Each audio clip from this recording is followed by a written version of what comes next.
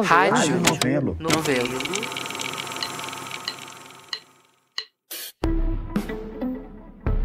A convidada de hoje gosta de começar as palestras que ela dá em escolas dizendo para os pais mais ou menos o seguinte: eu quero que vocês percam o sono 2 da manhã olhando para o teto, preocupados. Eu tenho filhos criados que estão há décadas fora da escola, mas eu confesso que perdi mesmo o sono aprendendo sobre tudo que ela sabe e que a gente também deveria saber.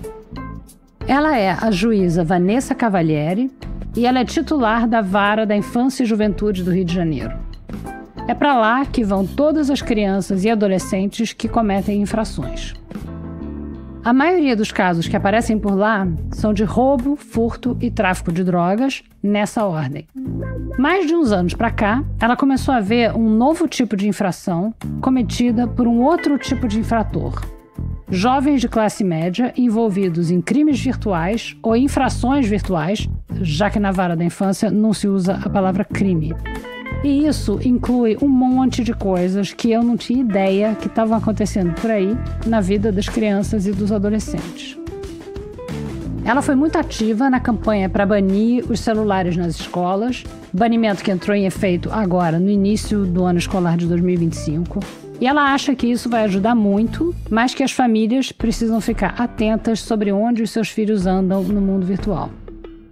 Todo mundo se preocupa muito com o mundo real, onde o filho está, com quem, a que horas vai voltar. Mas a gente acha que se está todo mundo em casa, está todo mundo seguro. Segundo a Vanessa, isso é um erro enorme de consequências nefastas que ela vai explicar pra gente hoje. Eu não quero deixar ninguém acordado às 2 da manhã, mas não custa ficar alerta. O Vitor Hugo Brandalize estava comigo na entrevista, então vocês vão ouvir a voz dele também.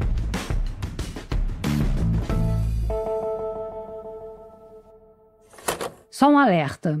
Esse episódio menciona temas sensíveis, porque afinal se trata de crimes digitais bastante graves. Cuidado na hora de ouvir.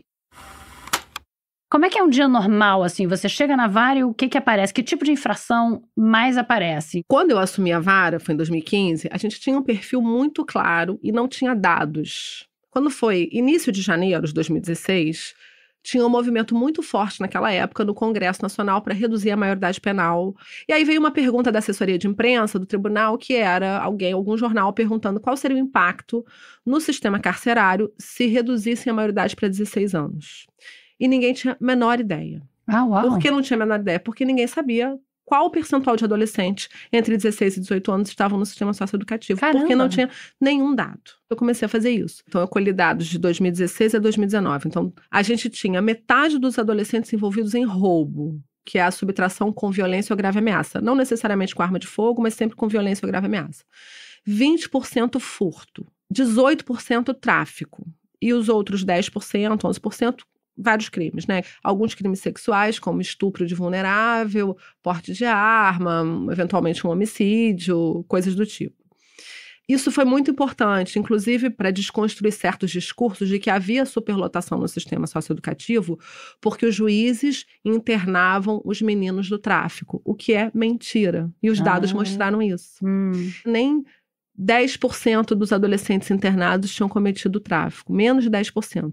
Dos que tinham cometido roubo, que seria o crime mais grave de todos, só 20% receberam internação, 80% receberam medidas em que eles não estavam privados de liberdade. O que é o roubo, o furto e o tráfico? São formas de aquisição rápida de renda. Então tinha uma relação muito direta com a desigualdade social do Brasil e uma sociedade extremamente consumista. Porque a gente tem desigualdade social em alguns países, por exemplo, na Índia, e a gente não tem esse quadro de crimes patrimoniais. Depois da pandemia, a coisa mudou. Continuo recebendo esses adolescentes, obviamente, porque esse problema social não acabou, mas passou a chegar um outro perfil de adolescentes que não frequentavam o judiciário. De classe média, classe alta, alunos das melhores escolas do Rio de Janeiro, envolvidos em atos violentos, crimes que eu nunca tinha visto, sabe? Assim, terrorismo, apologia ao nazismo, começou a chegar racismo, e assim... O que é um crime de terrorismo cometido por um adolescente? Terrorismo são os planejamentos de ataques planejamento de ataque em escola e não só escola, né? E aí o que começou a acontecer também? Essas investigações, elas vinham pela Interpol, que mandava para a Polícia Federal, que quando identificava que era um adolescente, porque se fosse, por exemplo, um adulto, iria para a Vara Federal. Quando identificava que tinha um adolescente envolvido e que era do Rio de Janeiro, chegava para mim. Então, por exemplo, teve uma comunidade do Discord que foi desmantelada pela Interpol, que tinha planejamento de jogar uma bomba na usina nuclear de Angra. É um grupo, por exemplo, onde estava aquele jovem, que não era mais adolescente, que praticou, na época, um atentado numa creche em Santa Catarina, que matou um monte de bebês, assim. Não era uma coisa assim, uma falácia, uma coisa que eles falavam ali para tirar uma onda. Eles realmente planejavam crimes gravíssimos. O ataque na usina de Angra planejado, tinha um ataque numa escola em Botafogo. Isso é terrorismo, porque é esse grupo, né, associado com planejamento de ações violentas para causar medo generalizado na população. Tem uma coisa que eu vi você falar no palestra que você deu, que é a mãe não sabe, mas o Google sabe, a Interpol sabe. E o que acontece então? A Interpol fala com a Polícia Federal, que vai ver, e a polícia vai lá e bate na porta da casa da pessoa, e aí é que os pais vão descobrir. Como é que normalmente isso acontece? Assim, até por isso mesmo eu me posicionei recentemente super crítica a essa decisão da Meta de reduzir ou praticamente acabar com a moderação de conteúdo ativa, né? Que é aquela feita por pessoas, não por algoritmo apenas. A plataforma, tipo Google ou a Meta, acende um alerta interno através do algoritmo, através de um moderador ativo de conteúdo, uma pessoa que trabalha com isso, porque em algum chat ou alguma comunidade ou algum usuário está com atividade suspeita. Por exemplo, tive alguns casos que chegaram da seguinte forma. Em uma comunidade no Facebook, nas conversas, havia uma expressão que se repetia e que o algoritmo deu um alerta. Eram os 2 sobrenomes dos 2 adolescentes que praticaram o atentado de Columbine. Eita. Então, essa é uma expressão monitorada. Assim como do menino lá que fez o atentado em Suzano. Ele ficou muito, assim, célebre entre eles porque ele filmou o ataque e transmitiu ao vivo, né? Acho que o sonho deles, quando fazem o ataque, é conseguir fazer o streaming do ataque em tempo real, né? Aí a Meta manda para a Interpol. Isso é uma coisa que acontece, a Interpol começa a investigar, quebra o sigilo, descobre onde está e vai encaminhando para as autoridades. Uhum. Ou o NCMEC, um organismo internacional que hoje, assim, é a principal fonte de denúncia, principalmente de violência sexual contra crianças e adolescentes. Então, os casos de pedofilia, muitas vezes, chegam através do NCMEC. Então, tive um caso também que esse menino fez um upload de fotos de abuso sexual infantil no Google Fotos dele. E aí o Google, que muita gente não sabe, faz varredura da nuvem o tempo inteiro. E achou material de abuso sexual infantil, manda para a Interpol imediatamente. A Interpol começa a investigar, vê os dados do usuário, geolocalização, descobre que é no Rio de Janeiro. Um dos materiais era uma foto de um bebê bem pequeno, de uns 4 meses, sofrendo abuso sexual. E aí a polícia, então, chega na casa desse menino, que tinha 14 anos, a mãe atende, ela mostra a foto e pergunta: a senhora conhece esse bebê? Ela falou: conheço, é o irmão do meu filho por parte de pai. Ai. Falou: então a gente tem que pegar seu filho e levar. E aí leva o filho, computador, celular, enfim. A mãe não tinha senha do computador. Isso é muito frequente. Assim, a polícia chega para prender o adolescente, a mãe não tem a senha. Não sabem nem desbloquear o equipamento. Teve um outro caso também. Havia, assim, uma comunidade de mais de 1.000 adolescentes no Discord, que hoje eu acho que é a pior plataforma de todas, assim, a mais perigosa para criança e adolescente. E eles faziam o seguinte: eles aliciavam meninas, porque ela relatava nas redes sociais que ela já tinha sofrido algum transtorno alimentar, ou que ela já tinha tido depressão, ou que já tinha tido ideação suicida. Então, eles monitoravam quem eles achavam mais frágil emocionalmente. Aí, eles conseguiam trazer essas meninas para dentro da panela, né, que é como chamam essas comunidades do Discord, e aí começa a envolver, a criar vínculo, elogiar e tal, e depois começa a exigir que elas fizessem alguma coisa para continuar ali fazendo parte do grupo. Tipo, levanta sua blusa e mostra seu peito. E aí eles vão printando e salvando esse material e começam a chantagear as meninas. Eles falam assim: agora você é minha escrava e vai fazer tudo que eu quero. Então havia um grupo de meninos extremamente misógino, um crime de ódio contra mulheres, e eles obrigavam essas meninas a fazerem coisas, assim, horríveis. E eram meninas, assim, de 12, 13 anos. Então, elas tinham que se cortar na frente da câmera, elas tinham que fazer sexo com animais domésticos. Várias tiveram que torturar e matar os animais na frente da câmera. E aí eu julguei os adolescentes do Rio de Janeiro, assim, o líder do grupo era um rapaz de 19 anos que desde os 17 fazia isso, que tinha o nickname de King. E é engraçado, assim, porque quando eu vou dar palestra para os pais, eu pergunto assim, quem nunca ouviu falar no Discord? Metade levanta a mão. E aí quando eu vou falar para os adolescentes, e eu comento alguma coisa do caso do Discord, eles falam assim, você que prendeu o King? Você que condenou o King? Então é isso que a gente vive. A mãe nunca ouviu falar no Discord, o filho sabe até o nome do cara que era o líder da organização criminosa. Então, assim, é muito preocupante, assim, o grau de desconhecimento mesmo das famílias, assim. Tem a coisa da ignorância mesmo, dessa coisa de ser o analfabeto digital e não saber como faz, não saber que é perigoso. E tem também aquela outra vertente que são as famílias que acham que basta conversar. Ah, mas eu já conversei com meu filho, eu orientei, e eu ficar olhando ali as conversas dele é uma invasão de privacidade, um desrespeito, não vou fazer. E não é? E não é. Porque os pais são responsáveis por tudo que os filhos fazem até os 18 anos. Civilmente responsáveis. E o ambiente digital, ele não é um ambiente seguro para crianças e adolescentes estarem sozinhos, sem supervisão de um adulto. Da mesma forma que não é uma invasão de privacidade, uma mãe virar para um filho de 16 anos, quando ele fala assim, vou sair à noite. A mãe pergunta, mas aonde você vai?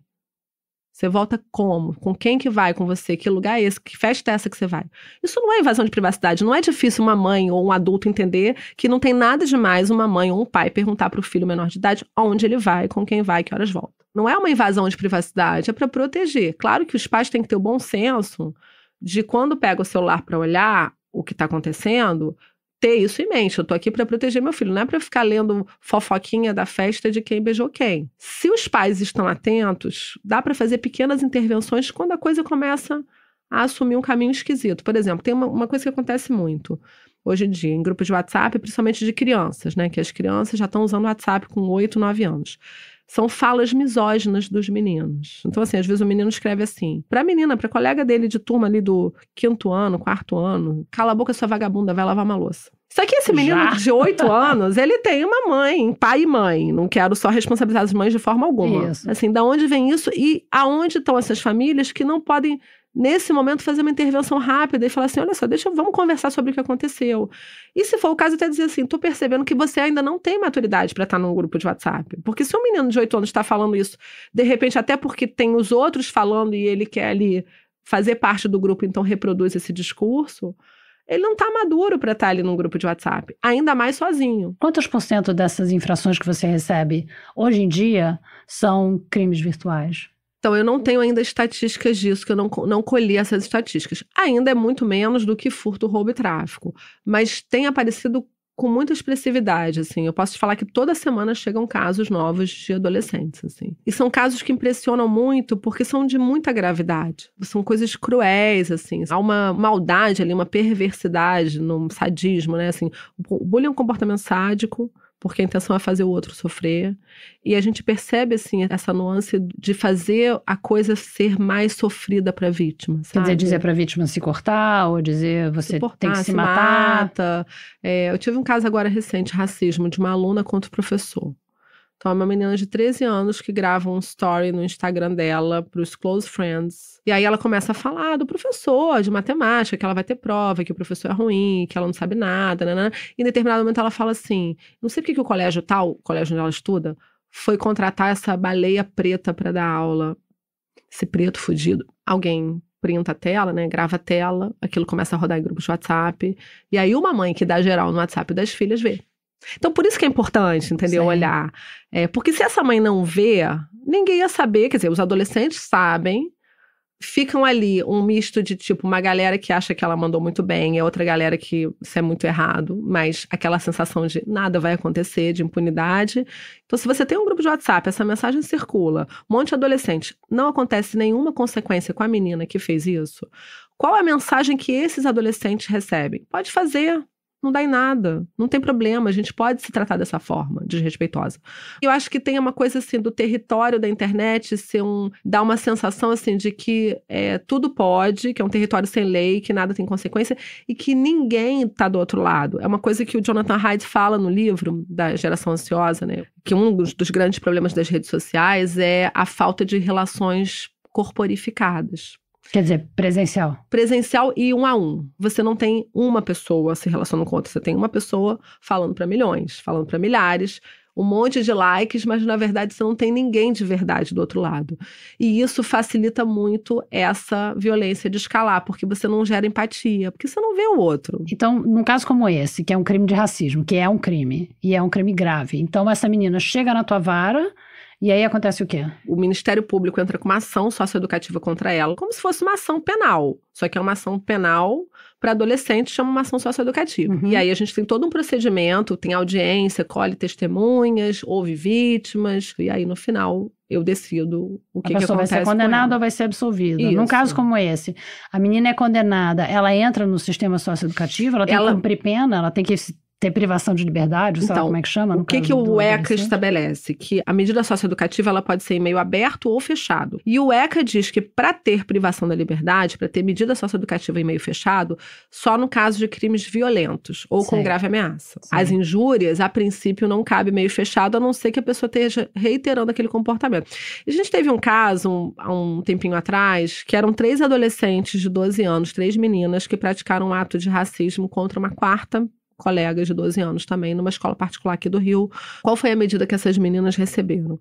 Elas vão cumprir serviço comunitário, que é uma medida meio aberto, e eu mandei elas lerem o livro da Djamila Ribeiro, Pequeno Manual Antirracista, fazer um trabalho e me apresentar. Por quê? Eu coordeno o projeto de justiça restaurativa. E as próprias leis que definem o que acontece com o adolescente infrator, tanto o ECA quanto a lei do SINASE, falam que a gente deve, sempre que possível, priorizar a adoção de práticas restaurativas que têm um efeito educativo muito mais eficaz, né? Muito mais... do que prender, né? Do que colocar no sistema, privar a liberdade. E eu, às vezes, dependendo do caso, eu pergunto para a vítima o que ela gostaria que acontecesse com o infrator. Então, esse caso eram 4 meninas, colegas de turma, da mesma idade, tinham 12 anos. Essa menina que era a vítima era uma menina negra, filha de uma professora da escola, então por isso ela tinha bolsa de estudos. E assim, com uma situação socioeconômica diferente das meninas agressoras, que eram meninas ricas de um bairro nobre do Rio de Janeiro. E aí eu perguntei para a menina, na hora que ela estava prestando depoimento, se ela fosse a juíza, o que ela gostaria que acontecesse com as agressoras, né? Aí ela falou assim, eu não quero que elas sejam expulsas da escola, eu não quero que elas sejam presas, o que eu quero é que elas aprendam com o erro delas, entendam como elas me magoaram e não façam novamente. Então, essa é a necessidade da vítima, que é o que a gente procura fazer na justiça restaurativa, atender a necessidade de reparação da vítima, que é essa necessidade. Não adianta todo mundo falar fogo nos racistas, tem que prender, trancar, botar a chave fora. Não é essa a necessidade da vítima. Então, foi aí, nesse sentido, de atender essa necessidade de uma reflexão, de uma educação antirracista, que eu mandei elas lerem o livro, e aí para ter certeza que elas leram mesmo, fazer um trabalho, e para ter certeza que foram elas que fizeram um trabalho, porque eu sou mãe de adolescente, eu sei como é que é, e que elas viessem me apresentar em audiência, e foi lindo, assim, né? Foi muito interessante. Funcionou? Eu acho que a gente tem que passar a régua no adolescente, lembrando um pouco de como é que era quando a gente era adolescente, né? Assim, elas erraram, foi horrível o que elas fizeram, mas elas eram só meninas de 12 anos, né? Assim, eu acho que se a gente começar a cortar a cabeça de todo mundo, não sobra ninguém. Então, eu acho que funcionou. Eu não acho que essas meninas vão novamente fazer o que elas fizeram. Nem que seja de medo. Nem que seja de medo, que eu acho que funciona também, né? Eu acho que o medo da punição também é uma forma de controle social. Mas é interessante, assim, porque essas meninas, assim, eram 3 e cada uma delas tinha uma postura diferente. Mas a gente não olha como isso repercute para o adolescente, né? A gente vive a era do cancelamento, os outros são impiedosos também. E assim, é claro que isso não vai servir como a única medida socioeducativa, ele vai, né, assim, sendo julgado o caso e comprovado, e eventualmente na justiça eles vão receber uma medida socioeducativa pelo judiciário, mas isso faz parte do processo socioeducativo, né? A socioeducação ela é muito mais ampla, né? E as consequências, eles estão sofrendo consequências. Eu vi você falando que as escolas têm uma responsabilidade legal também, né, de monitorar, de tentar entender que esses crimes estão sendo cometidos e que é possível você responsabilizar uma escola por não ter monitorado, é isso? É, mais ou menos. Na verdade, assim, a obrigação de monitorar é dos pais. No caso desses, das meninas que fizeram posts racistas contra a colega, os pais são responsabilizáveis legalmente por isso? Se essa menina entrar com uma ação na justiça contra os pais, a vítima, eles vão ter que pagar uma indenização por danos morais. A responsabilidade dos pais é civil. O que significa isso? Tem que pagar indenização por danos morais, tratamento acompanhamento psicológico, psiquiátrico, se for Certo, necessário. sim. Eu tenho um caso de uma menina que aconteceu o seguinte, ela tinha um namorado, um casal de 16 anos, e moravam num bairro desses bairros fechados que todo mundo se conhece aqui no Rio de Janeiro. E eles tinham relações sexuais consentidas e de vez em quando eles filmavam essas relações sexuais, um com o consentimento do outro. E quando o namoro acabou, o menino pegou os vídeos e vendeu.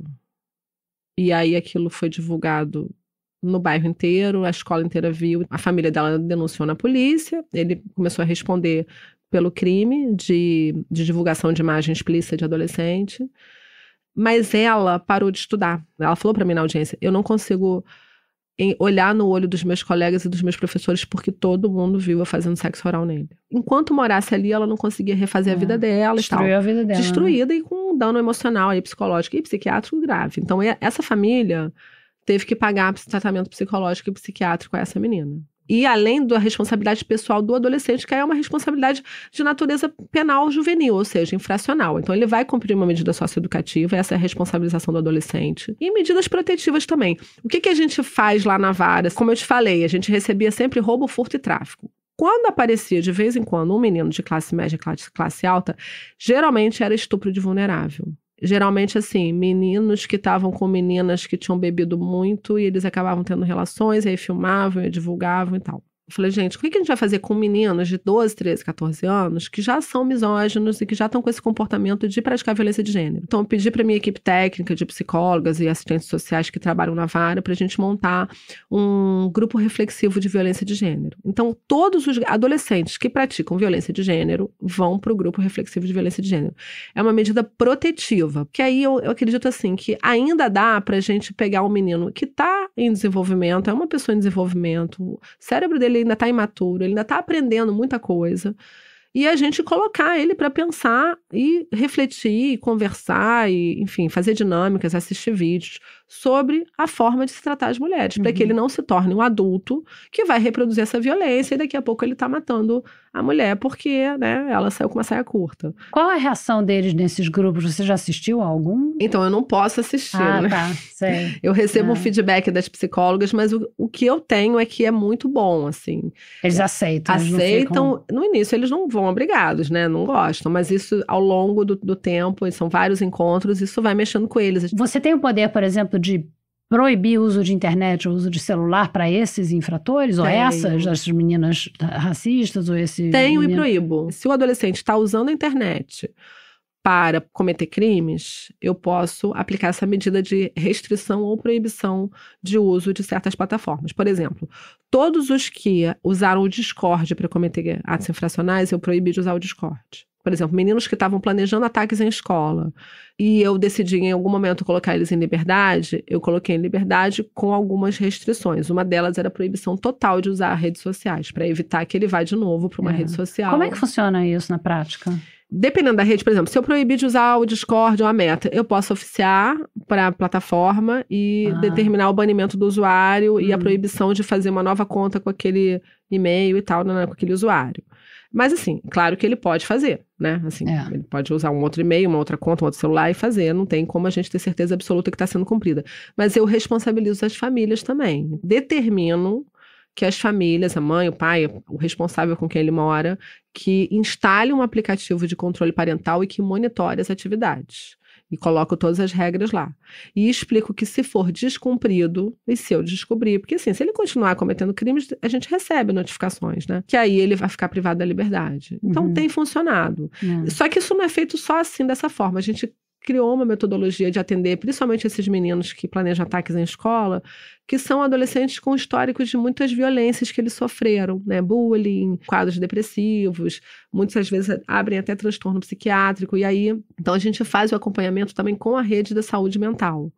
E aí eu vou fazendo audiências periódicas e acompanhando, vem o psicólogo, o psiquiatra, a família, as facilitadoras de justiça restaurativa que sempre ajudam ali, pelo menos a reformular ali a convivência familiar, e eu vou acompanhando como que esse adolescente está, né?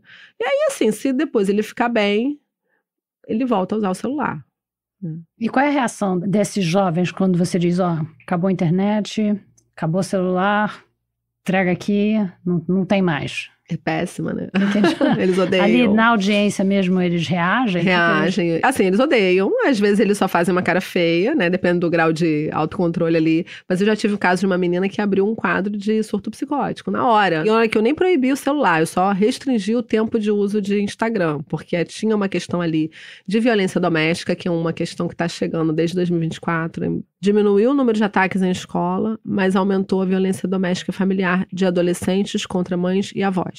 Por quê? Mulheres da família. Pelas mesmas causas de sempre. O que aconteceu foi que essa violência, ela migrou da escola para dentro de casa. E muita violência num contexto de uso da tecnologia. Então, por exemplo, eu tive um caso de um menino que espancou a avó porque ele estava viciado em bet e ela parou de dar dinheiro. E eu tenho, assim, várias mulheres, mães e avós, com medida protetiva da Lei Maria da Penha, proibindo a aproximação do filho ou do neto. Uau. Por causa de agressão.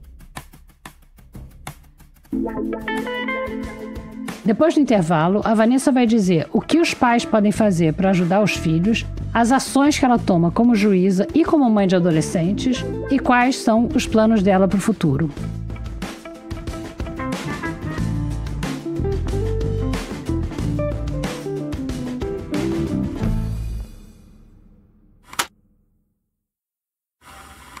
A internet tem coisas boas também, né? Para os adolescentes, de encontrar uma comunidade, ou encontrar coisas que você aprende a fazer, que você aprende a desenhar, ou aprende a cozinhar, ou aprende, sei lá, coisas que você gosta, que te distraem, ou que te informam, que te ajudam em trabalhos escolares. Como fazer, assim, para equilibrar isso? As coisas boas da internet e as coisas ruins? Ou não, ou só tem coisa ruim mesmo e esquece as coisas boas, vai para a biblioteca. Olha só, acho que a teoria é linda. O que eu vejo acontecer? Vejo, inclusive, nas minhas filhas.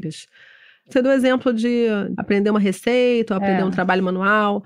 Elas ficam vendo ali 45 vídeos de receitas no TikTok por minuto. Quantas receitas elas fazem por semana? Né? Por mês. Quantas vezes essas adolescentes vão para a cozinha e fazem a receita que elas viram, né?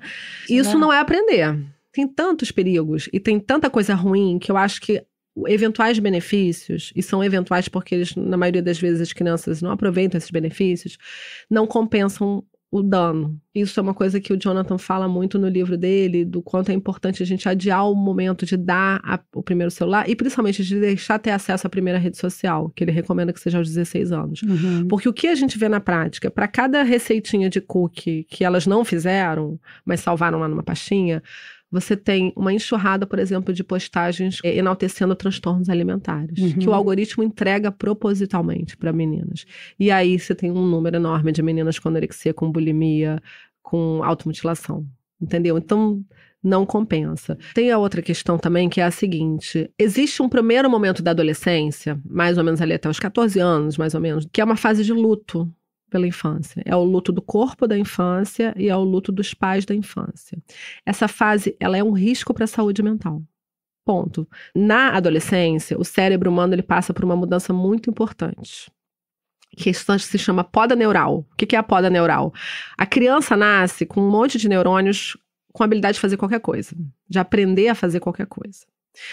E aí ele fica lá. Então, por isso que criança aprende rápido qualquer coisa, né? Na adolescência, os neurônios vão se especializando. Como o cérebro não dá conta de ser um cérebro adulto com aquela quantidade enorme de neurônios, eles vão perdendo as suas habilidades de aprender muita coisa. O que vai fazer essa poda neural especializar os neurônios? As atividades que o adolescente faz. Então, por exemplo, um adolescente que toca piano, ele manda para o cérebro dele a seguinte mensagem: você precisa continuar com essa habilidade de aprender um instrumento porque você usa. Mas se você não joga vôlei, você não precisa aprender a jogar vôlei, não precisa aprender a jogar tênis. Se você não cozinha, você não precisa ter essa habilidade. Então, o que a gente aprende até a adolescência, a gente aprende com mais facilidade. É muito mais difícil na vida adulta aprender uma atividade nova. Qual é o problema dos adolescentes hoje em dia e disso que você falou dos vídeos? É que quando a gente fica assistindo um vídeo que ensina a jogar xadrez, ou a cozinhar, ou a fazer crochê, a gente não está aprendendo a jogar xadrez, a gente não está aprendendo a cozinhar, a gente não está aprendendo a fazer crochê.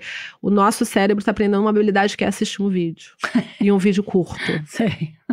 Por isso que eu acho que o benefício é muito pouco, assim, pro tanto pro dano que causa, né? assim, eu acho que o que eu fiz com as minhas filhas? O controle parental delas é meia hora de TikTok. Por que meia hora de TikTok? Isso é um aplicativo que você bota... É um aplicativo que eu boto. Pode falar o nome do aplicativo, não? Pode. Então, se é o que mais funciona. O que eu gosto mais, que é o que eu uso em casa e o que eu recomendo para todo mundo é o Custódio, com QUS. Ele sempre é ranqueado como o melhor de todos. Tem uma versão gratuita e outra paga, mas é baratinho. E ele funciona muito bem. Funciona muito bem porque todo mundo que eu conheço que botou Custódio, as crianças odeiam Custódio. Então a gente tem certeza que tá funcionando bem. Sarrafo, né? Você instala uma versão no dos pais, outra no dos filhos. E aí você vai ditar todas as regras de uso do celular. Então você consegue limitar o tempo máximo de uso por dia, depois daquele tempo. Cada rede. De cada rede e do total de telas. Você pode bloquear conteúdo inadequado, que você vai escolher de acordo com a idade. Claro que uma criança de 10 anos não vai ter acesso ao mesmo conteúdo que um de 16. Então você pode bloquear violência, pornografia, aposta online, extremismo religioso, o que você quiser. Você configura lá do jeito que você achar que é adequado. E uma coisa que eu considero assim, importantíssima, bloqueio na hora de dormir.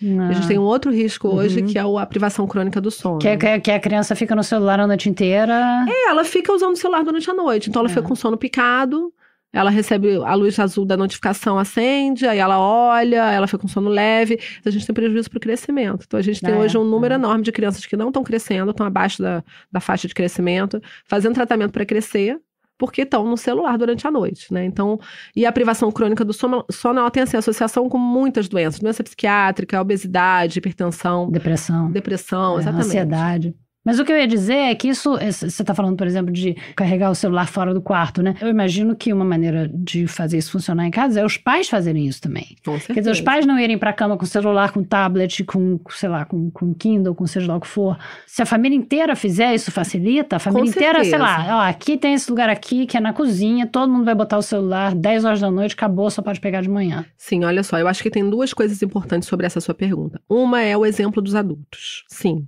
o exemplo é o melhor professor. Não tem dúvida disso. E os adultos precisam olhar para o uso do celular que eles fazem. E aí eu acho que é importante fazer combinados. Por exemplo, não levar o celular para a mesa na hora da refeição. Sim. Ninguém levar. Mas tem uma outra coisa que é o seguinte, que isso eu acho que é importante a gente falar. A relação familiar, pais e filhos, ela não é horizontal. Né? Ela é uma relação de poder, é uma relação em que tem autoridade. E assim, a gente tem que perder o medo de falar em relação de poder como se isso fosse uma coisa muito feia, né? É um poder que deve ser exercido com respeito, de forma afetuosa, democrática, mas eles não estão todos no mesmo nível. Então tem coisas que os adultos vão poder fazer que as crianças não podem. Inclusive, os adolescentes e as crianças, eles precisam de muito mais horas de sono do que os adultos. Eles precisam de 9 a 11 horas de sono. Os adultos não precisam disso tudo. Então, talvez chegue um momento em que as crianças vão ter que ir para a cama e vão ter que desligar o celular, principalmente quando tiver aula no dia seguinte, e os adultos talvez possam continuar. A gente não precisa necessariamente seguir 100% das regras que são as regras para as crianças e para os adolescentes, né? E tudo bem, né? Eu acho que chega uma hora que fala assim, mas por que você pode ou não? Porque eu sou adulto e você não é adulto. E assim, essa resposta que serve a milênios para as famílias continua servindo. Por que eu posso sair de casa sem dar satisfação para onde eu vou? Eu, Vanessa, não digo para minha mãe onde eu vou, né? E nem ela me diz que horas eu tenho que voltar, porque eu sou adulta. Mas a minha filha tem que me dizer que horas volta, e se eu disser que tá tarde demais, vai ser na hora que eu estabeleci. Porque sim, porque é a hora que eu acho que é razoável para uma menina de 16 anos estar em casa. Deixa eu deixar o Vitor fazer uma pergunta que ele tem, porque ele tem filho pequeno, pobre rapaz, e vai ter que lidar com isso tudo daqui a pouco. Vanessa, o meu filho não tem celular ainda, ele tem só 3 anos, mas eu tô aqui pra fazer o papel, acho, do pai de primeira viagem desorientado.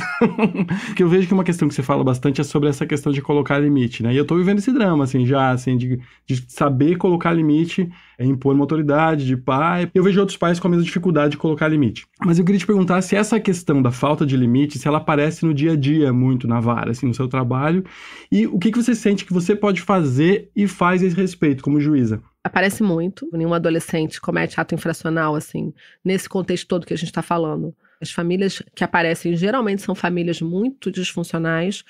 Na maioria das vezes, pai completamente ausente, em todas as classes sociais, assim. Eu recebi outro dia uma menina que cometeu um ato grave, a escola acabou até expulsando ela, o pai entra com uma liminar da justiça para reintegrar e consegue. E aí, o que aconteceu? Marcou uma viagem a passeio na Europa durante a semana de provas e a semana da segunda chamada. A escola falou, olha, ela vai ficar com 0.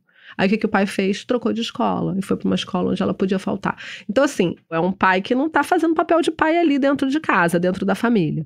Então, aparece assim, pais ausentes e mães muito permissivas. Mães que estão ali numa relação com o filho completamente horizontal, assim, não monitoram, não tem consequência, assim, a gente pode fazer muita coisa, a gente pode colocar os pais para participarem de orientação parental, e eu faço isso principalmente quando no caso dos crimes digitais. Se o adolescente está ali, usando a internet livremente, há meses sem nenhum monitoramento, cometendo um monte de atrocidades, os pais vão ter que ir assistir a palestrinha, que eles não vão na escola, né? E quando eu faço palestra na escola, só vai quem não precisa ir.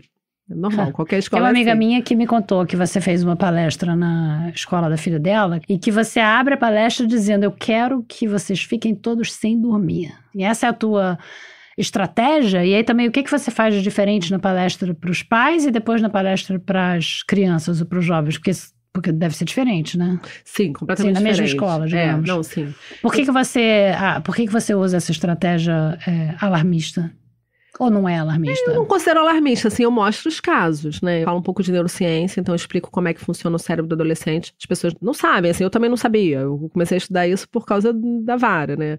Eu nunca tinha ouvido falar do que é o neurocórtex imaturo, né? E a gente hoje sabe que o adolescente, ele não tem condições de agir de outra forma. Ele não faz porque ele não quer, ele não consegue, né? Normalmente eles agem sem pensar, isso é normal para o adolescente. Então, eu falo um pouco de neurociência, acho que as famílias precisam de letramento em adolescência, né?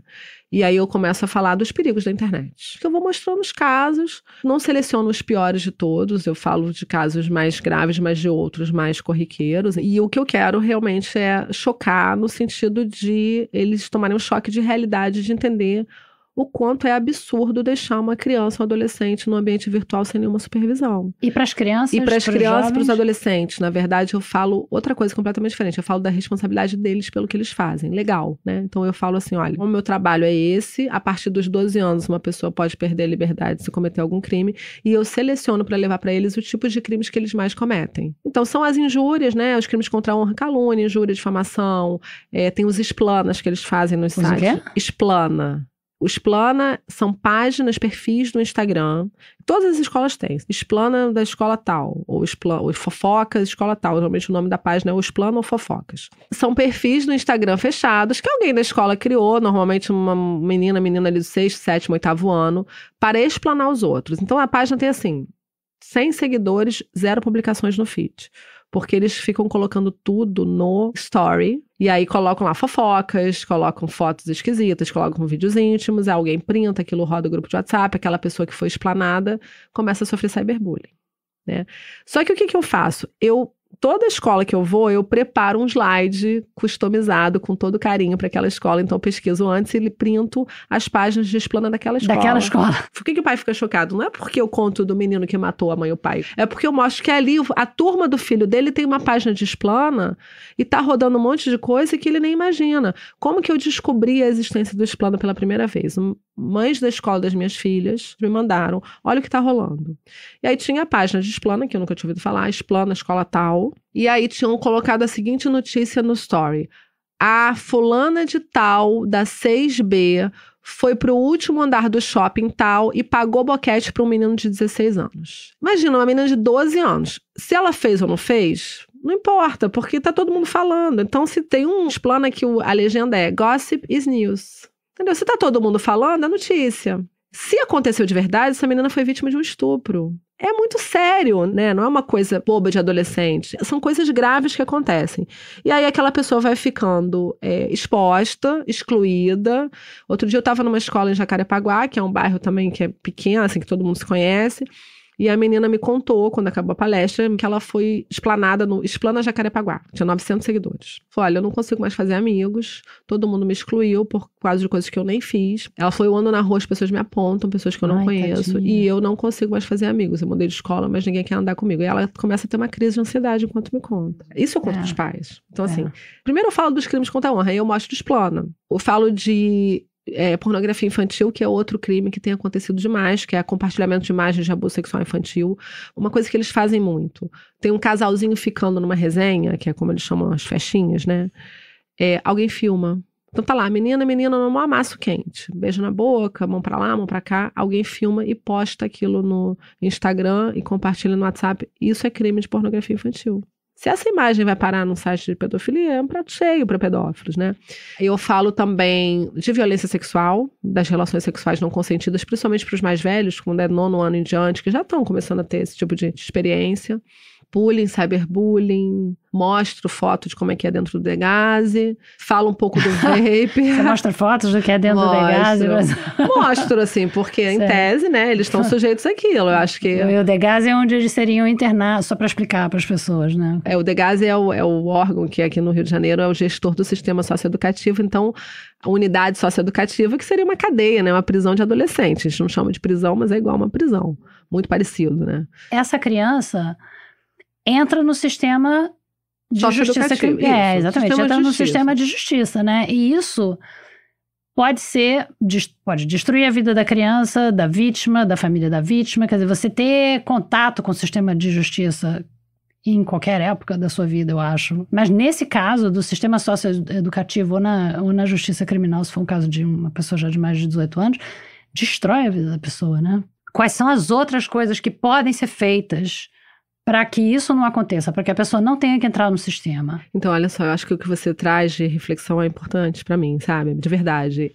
O que eu busco fazer diariamente no meu trabalho é que chegar à minha vara não seja a destruição da vida daquele jovem. E acho que foi até por isso que uma das coisas do protocolo Eu Te Vejo, o que me motivou a desenvolver esse trabalho foi porque eu estava com aqueles adolescentes que tinham planejado ataques em escola chegando às dezenas. E o que a gente via é que eles tinham sofrido a vida toda. Então, eles tinham sido vítimas de exclusão, isolamento, bullying, negligência parental, negligência da escola, abandono digital, que é esse uso da tecnologia sem supervisão, cooptação por grupos extremistas. Ninguém viu. Ninguém fez nada. Quando que eles eram vistos? Quando eles se tornavam agressores. Quando eles planejavam um ataque, quando eles entravam armados numa escola para matar alguém. O que o sistema e a sociedade esperava de mim como juíza? Que eu, então, chancelasse o encarceramento deles para colocar eles num lugar onde eles não precisassem ser vistos nunca mais. E foi então que em determinado momento eu falei, eu não vou mais fazer parte desse sistema perverso. Então, eu faço muita coisa no meu trabalho com uma equipe maravilhosa que trabalha comigo para que chegar ao judiciário um jovem desses que se envolveu num ato infracional, seja vítima ou seja o agressor, não seja o fim da vida dele, pelo contrário, seja algo que vai transformar a vida dele para muito melhor. Tá? Então a gente luta para isso. 100% dos casos a gente consegue? Óbvio que não, mas eu acho que a gente tem hoje histórias lindas para contar, de pessoas que chegaram lá querendo morrer e que hoje querem viver, tem sonhos, sabe? Tem isso sonhos, com assistência psicológica, com assistência tudo. Social. A gente faz um trabalho em rede interdisciplinar, então com tudo, assim. Hoje a gente tem um atendimento multidisciplinar que eu desenvolvi na vara. Quando eu percebi que não adiantava, por exemplo, mandar um ofício encaminhando para o CAPSI para atender saúde mental ou mandar para a escola um ofício mandando incluir um aluno, porque a rede não funciona dessa forma, mas tem um jeito que a rede funciona, se a juíza chamar todo mundo para audiência, eles têm medo do judiciário. Se eu puder usar então a minha caneta e o meu poder e esse temor reverencial ao judiciário para fazer o que precisa ser feito, que é transformar essa vida desse menino e fazer com que a rede se articule, converse e funcione. Por exemplo, tem alguns casos de adolescentes que planejaram ataques em escola que estão até hoje sendo acompanhados por mim. Aí a gente vai ver, tem uma história toda lá de bullying, de sofrimento emocional não cuidado, de família disfuncional. A gente manda para a justiça restaurativa para começar a cuidar ali do ato infracional. Às vezes a diretora do colégio topa participar, ou uma vítima e tal. Aí vem saúde mental, a gente tem CAPSI do território, quando não tem plano de saúde.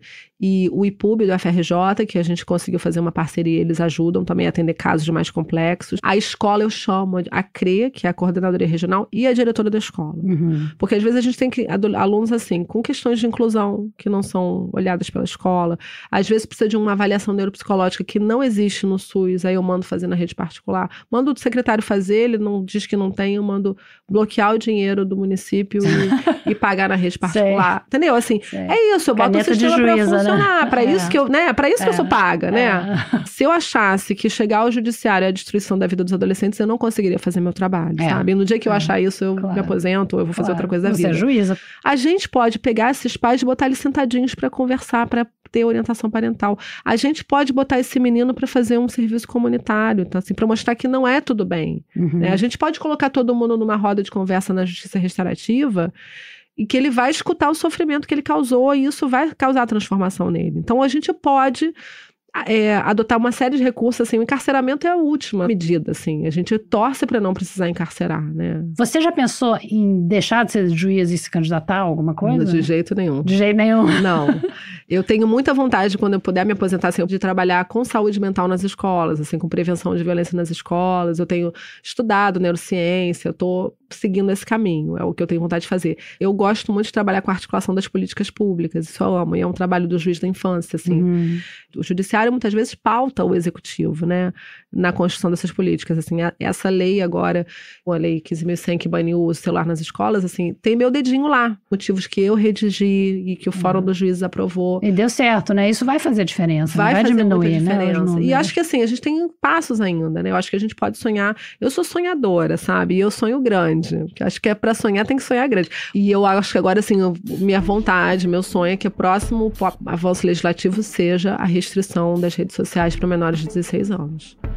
Hoje parece uma coisa impossível, mas assim, a Austrália já aprovou, né? Então tem aquele meme assim, na Austrália já é amanhã? Na Austrália já aconteceu, daqui a pouco chega aqui, né?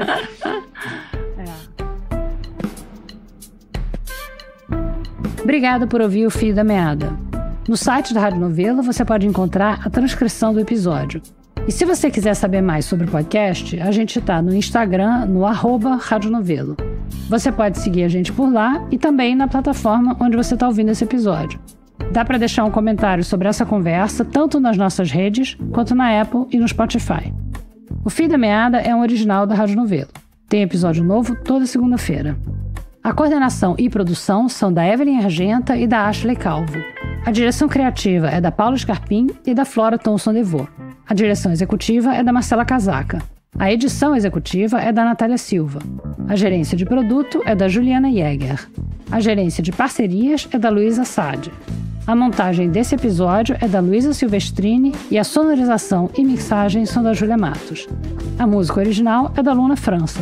O apoio de produção é do Vitor Hugo Brandalize, da Bia Guimarães, da Sara Zoubel, da Carol Pires, da Bárbara Rubira, da Carolina Moraes e da Isabel de Santana.